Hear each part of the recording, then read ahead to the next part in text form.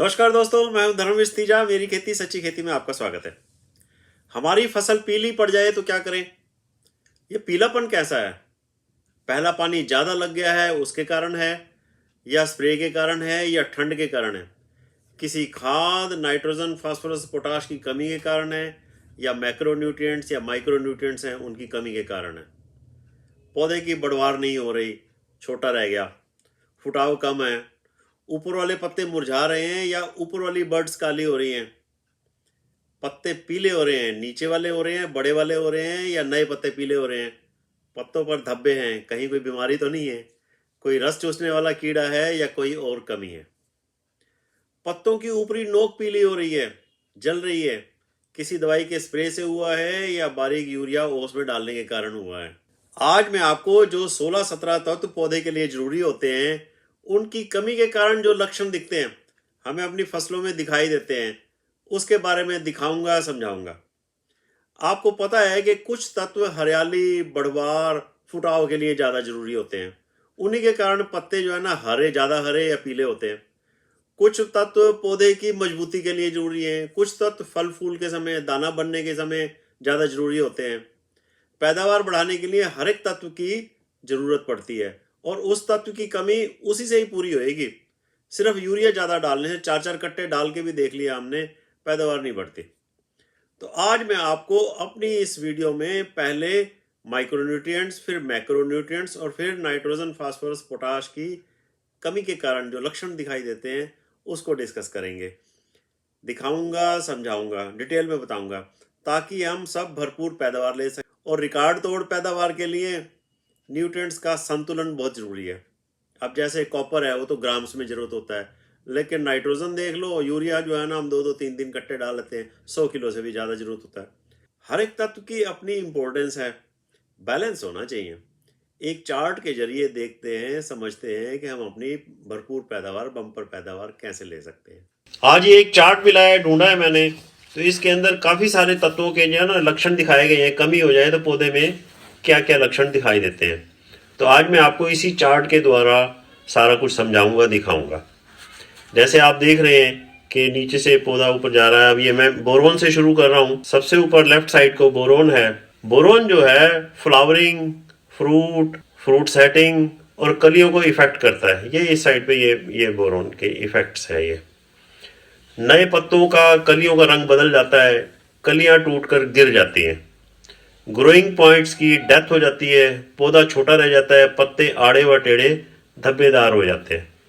तो बोरोन की जरूरत जो है ना पौधे में शुरू से लेके लास्ट तक रहती ही रहती है। अब मैं ले रहा हूँ ये, इधर आप देखें, ये सल्फर, गंधक बोलते हैं जिसको। ये चौथा मेजर न्यूट्रिएंट है। चौथा मेजर न्यूट्रिएंट है। सल्फर की कमी हो तो पत्ते जो है ना पीले पीले से दिखते हैं, लेकिन कोई धब्बे नहीं होते पत्तों के ऊपर। छोटे बड़े, नए पुराने पत्ते हल्के पीले हो जाते हैं, बढ़वार कम होती है, पत्तों का साइज छोटा होता है, फोटोसिंथेसिस कम होती है। सल्फर जो है ना फोटोसिंथेसिस में तो हेल्पफुल होती ही होती है। अब मैं एक मैंगनीज, ये मैंगनीज ले रहा हूँ। ये मैंगनीज की कमी के लक्षण है इस पत्ते के ऊपर।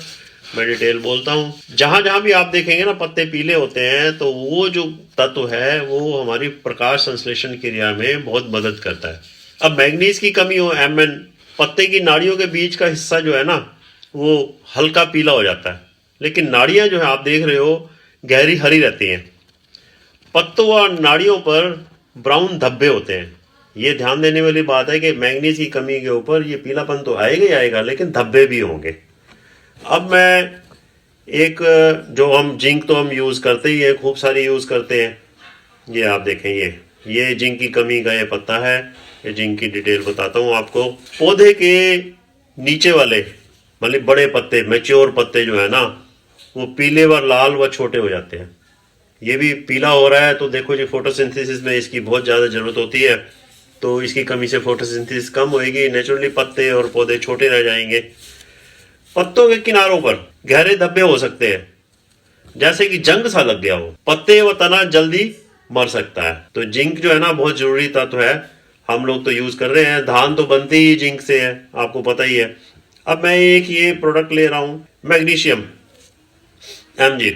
इसके लक्षण देखो बिल्कुल क्लियर है, पत्ते पीले होते हैं, पत्ते के किनारे भी पीले होते हैं, लेकिन कोई धब्बे नहीं होंगे इसके ऊपर। आप देख रहे हो किनारे मुड़ जाते हैं, जैसे कटोरी सी होती है ना, जैसे ज्यादा कमी हो जाए तो पत्ते कर्ल हो जाते हैं, मुड़ से जाएंगे, एक कटोरी सी कप शेप्ड हो जाते हैं।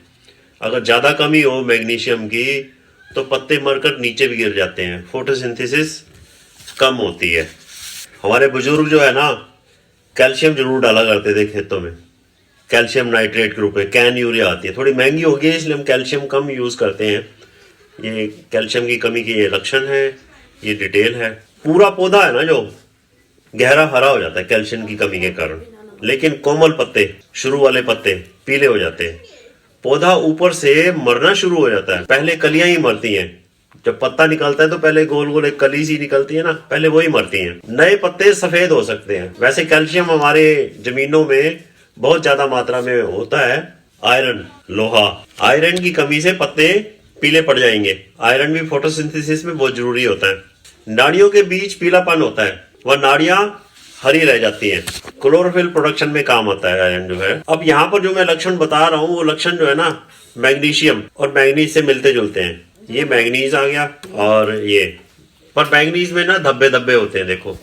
और ये मैग्नीशियम जो मैं दिखा रहा हूँ, ये इससे, ये मैग्नीशियम और ये आयरन के लक्षण कुछ मिलते जुलते हैं, कुछ कंफ्यूजन सा हो जाता है। अब मैं आपको ले चलता हूँ कॉपर की तरफ।